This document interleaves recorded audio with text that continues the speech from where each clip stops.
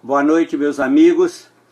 Estamos aqui novamente com mais uma pitada de processo civil, ainda dentro do tema tutelas provisórias. E eu vou tratar hoje da tutela da evidência, mas antes eu gostaria de retornar à tutela cautelar requerida de caráter antecedente para fazer um esclarecimento que deveria ter sido feito na pitada anterior. É que naquela oportunidade eu disse que o código, embora não seja suficientemente claro a respeito, prevê dois procedimentos distintos. Um, que é quando o juiz não dispõe de condições para conceder a tutela cautelar requerida de caráter antecedente.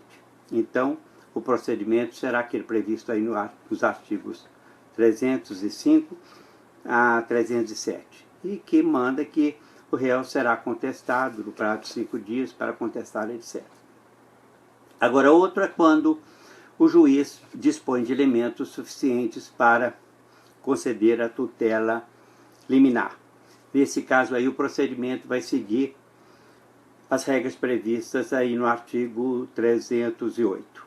Acontece apenas esclarecer, ou cumpre apenas esclarecer, que aí no parágrafo 3º do 308, o Código diz que, apresentado o pedido principal, as partes serão intimadas para audiência de conciliação.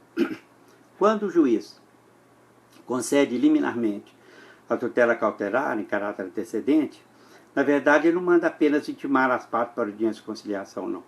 Ele manda também citar a parte para integrar a relação jurídica processual, para integrar o processo. Então, aí onde serão intimadas, compreende também a citação. A parte é citada e intimada para a audiência de conciliação e, evidentemente, também para o cumprimento da tutela cautelar concedida liminarmente, né? Aqui o artigo 308 faz referência. Eu gostaria também de esclarecer aos operadores do direito que me ouvem que, em se tratando de tutela cautelar, não existe estabilização, não. A estabilização da tutela é apenas para tutela antecipada em caráter antecedente. Ela não existe nem quando se trata de tutela antecipada incidental, num processo em curso, e também não existe em se tratando de tutela da evidência. Poderia até ter havido, se o legislador tivesse adotado esse sistema, mas infelizmente não adotou e ficou confinado lá no artigo 304 do novo CPC. No que tange à tutela da evidência, quem advogou no sistema de 73 se recorda que a primeira hipótese estava prevista lá no artigo 273, inciso 2, como uma das hipóteses de tutela antecipada. Quando ficasse caracterizado o abuso do direito de defesa, o manifesto propósito protelatório, lá dizia do réu, aqui diz da parte, que pode se aplicar a qualquer das duas. O que diz o artigo 311? Ele trata da tutela da evidência. A tutela da evidência ela é fundada numa situação que caracteriza o verdadeiro fulgor da verdade. Fulgor veritatis é muito mais do que um mero juízo de probabilidade. De modo que as chances de o autor vencer a demanda são muito grandes, próximo de 100%. Então, a lei faz com que o ônus da espera na prolação da sentença, ao invés de continuar sendo suportada pelo autor, passe a ser suportado pelo réu. É quase que aí inverte o peso desse ônus, que antes pesava sobre os ombros do autor e passa a pesar sobre os ombros do réu. Então diz aí, a tutela da evidência será concedida independentemente da demonstração de perigo de dano ou risco ao resultado último do processo. Na verdade, o legislador disse mais do que devia, porque o requisito aí é o perigo de dano ao direito material da parte, porque o risco ao resultado útil do processo é uma condição que se liga muito mais à tutela cautelar do que a tutela do direito material, que é do que trata o artigo 308.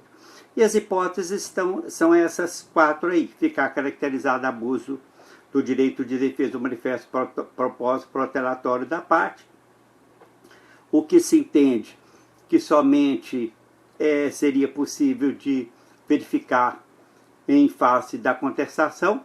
No sistema anterior, nós conseguimos demonstrar que isso não era verdadeiro. Eu consegui, ou melhor, concedi tutela antecipada fundada no abuso de direito de defesa, muitas delas contra o INSS, que insistia em descumprir a súmula 260 do antigo Tribunal Federal de Recursos. A segunda hipótese é quando as alegações de fato puderem ser comprovadas apenas documentalmente. Então, trata-se de uma prova pré-constituída, como acontece, né, também no mandado de segurança. E aqui acrescenta uma outra circunstância: houver tese firmada em julgamento de casos repetitivos. Os casos repetitivos são aqueles concedidos em incidente de resolução de demandas repetitivas ou em caso de recurso especial ou extraordinário repetitivo. Estão lá no artigo 928 para quem quiser consultar. Ou então em súmula vinculante, que são as expedidas pelo Supremo Tribunal Federal com esse caráter. A terceira hipótese é se tratar de pedido rei persecutório. Esse termo veio no âmbito das reformas de 73, derivado de rei persecutio, persecução da coisa, é aquela ação que se destina a buscar alguma coisa que está fora do nosso patrimônio, né? Isso não é só das ações rei persecutórias, não. Essas são mais relativamente aos bens móveis, porque a ação reivindicatória também tem o objetivo de buscar alguma coisa que está fora do nosso patrimônio, mas só que é de natureza imóvel. Então ele diz: se tratar de pedido rei persecutório, fundado em prova documental adequada do contrato de depósito, caso em que será decretada a ordem de entrega do objeto custodiado sob cominação de multa. Na verdade, o contrato de depósito que embasava aquela ação especial de depósito acabou, ela não veio mais contemplada, então ela foi jogada aqui para tutela de evidência. Então ela objetiva garantir a execução dos contratos de depósito em que se deposita alguma coisa. Evidentemente, quem recebeu essa coisa de depósito tem que restituir quando solicitado. Diz respeito a contratos escritos de depósito. Há autor já dizendo que é qualquer contrato de depósito que poderia ser aplicado também nas hipóteses de depósito necessário, do chamado depósito miserável, feito por ocasião de calamidade públicas e situações equivalentes. E, por fim, que a petição inicial for instruída com prova documental suficiente dos fatos constitutivos do direito do autor, ao que o réu não oponha prova capaz de gerar dúvida razoável. Eu, em sede doutrinária, fui dos primeiros autores que utilizei essa expressão gerar dúvida razoável, porque o conceito de razoabilidade, ou de probabilidade, ou de credibilidade, é um conceito que existe, né, na mente do operador de direito, especialmente do juiz.